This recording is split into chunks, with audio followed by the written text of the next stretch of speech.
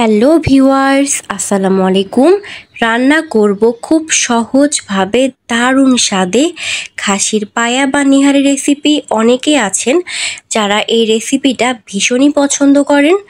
তো চলুন দেখে আসি রেসিপির জন্য কী কী লাগছে। তো নিয়ে নিয়েছি খাসির পায়া। তো নর্মালি দেখা যায় এই পায়াগুলোতে ছোট ছোট অনেক লোম থাকে, অনেক ব্যাড স্মেল থাকে।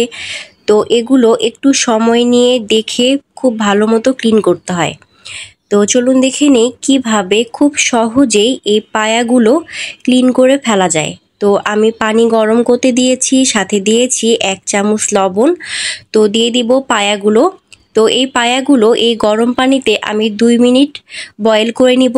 তো এই পায়াগুলো পানিতে বয়েল করে নেওয়াতে পায়া থেকে ব্যাড স্মেল, লোম অনেকটাই খুব ভালো মতো চলে যায়। তো এ পর্যায়ে যখন আসবে এই পায়া থেকে পানি ঝরিয়ে নিতে হবে। তো এই পায়াগুলো বয়েল করে নেওয়াতে এই পায়ার যে কালো অংশ থাকে সেগুলো চাকুর সাহায্যে খুব ইজিলি এগুলোকে তুলে ফেলা যায়। তো আপনারা এই একই পদ্ধতিতে গরুর পায়াও ক্লিন করতে পারেন। তো এই পদ্ধতিতে গরুর পায়াও রান্না করতে পারেন। তো আমি অফ ক্যামেরায় সবগুলো পায়া খুব ভালো মতো ক্লিন করে নিয়েছি। দেখতে পাচ্ছেন কতটা রুচিসম্মতভাবে ক্লিন করা হয়েছে। তো এই পায়ার সাথে আমি নিয়েছি এখানে প্রায় 250 গ্রাম মতো খাসির মাংস। এই খাসির মাংসগুলো পায়ার সাথে খুব ভালো মতো সিদ্ধ হয়ে পায়ার স্বাদকে আরও অতুলনীয় করে তোলে। তো এই পায়ার জন্য নিয়ে নিয়েছি রসুন, আদা, জিরা, কালো এলাচ, দারুচিনি। এগুলো সবগুলো আমি বেটে নিব। তো সবগুলো প্রেসার কুকারে দিয়ে দিচ্ছি।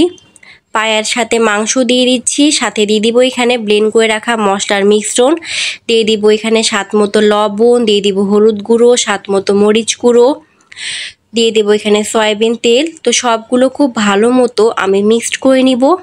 সাথে অ্যাড করব এখানে পেঁয়াজ, তেজপাতা। তো এগুলোকে আমি 12টা শীষ দিয়ে নিব। গরুর মাংস হলে সেক্ষেত্রে শীষ দিতে হবে 15 থেকে 16টা।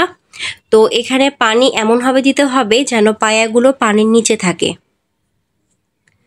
তো প্রেসার কুকারের ঢাকনা দিয়ে এটাকে আমি এখন চুলায় বসিয়ে নিব। তো চুলায় বসিয়ে আমি এটাকে 12টা মতো শীষ দিয়ে নিব। তো ততক্ষণ রেডি করব এই রেসিপির সিক্রেট মশলা।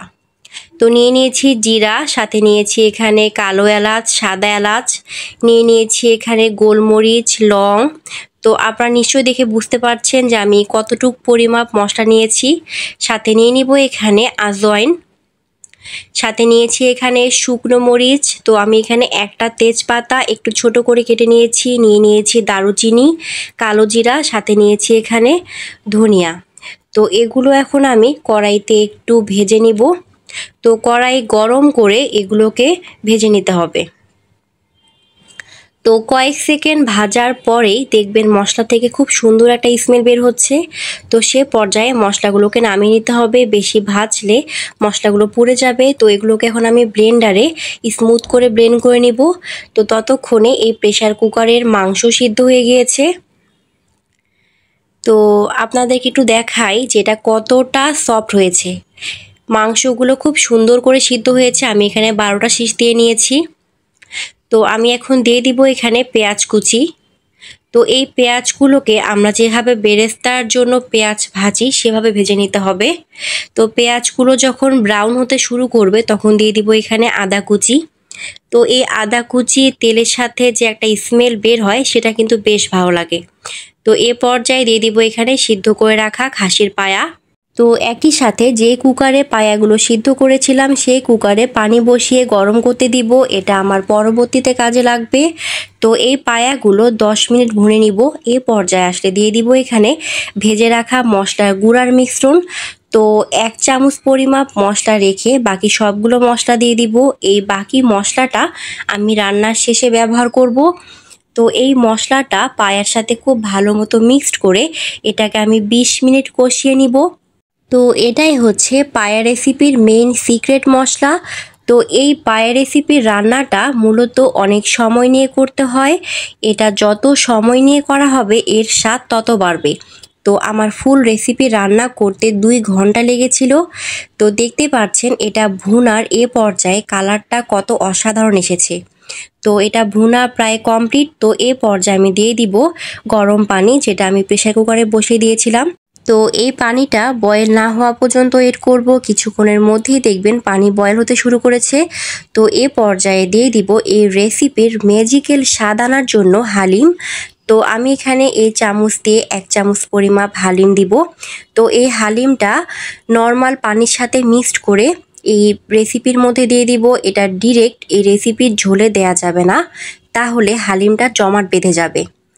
তো এই হালিমটা দিয়ে এ পর্যায়ে চুলার হিট একদম লো রেখে এটাকে লো হিটে জাল করতে হবে, আর মাঝে মাঝে এটাকে নেড়ে চেড়ে দিতে হবে, না হলে নিচে লেগে থাকার একটা চান্স থেকে যায়। এভাবে এটাকে 15 মিনিট চুলায় লো হিটে রেখে দিতে হবে। তো এ পর্যায়ে দিয়ে দিব বাকি যে মশলা রেখেছিলাম সেই মশলাটা। তো এই মশলা নিহারির সাথে খুব ভালো মতো মিক্সড করে এটাকে আরও 10 মিনিট চুলা রেখে দিতে হবে। তারপর এটাকে নামিয়ে নিব। তো আশা করছি দেখে বুঝতে পারছেন যে এই নিহারির স্বাদ কতটা অসাধারণ হয়েছে।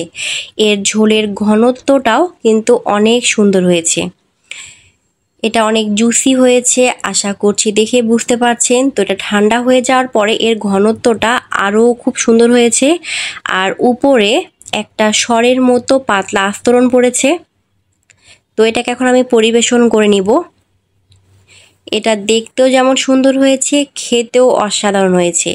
তো এই পায়ার ভিতরে যে জেলাটিনটা আছে সেটা টান দিয়ে খেতে কিন্তু বেশ দারুণ লাগে। এই নিহারিটা গরম গরম পরোটা কিংবা নান, চালের রুটির সাথে খেতে বেশ দারুণ লাগে।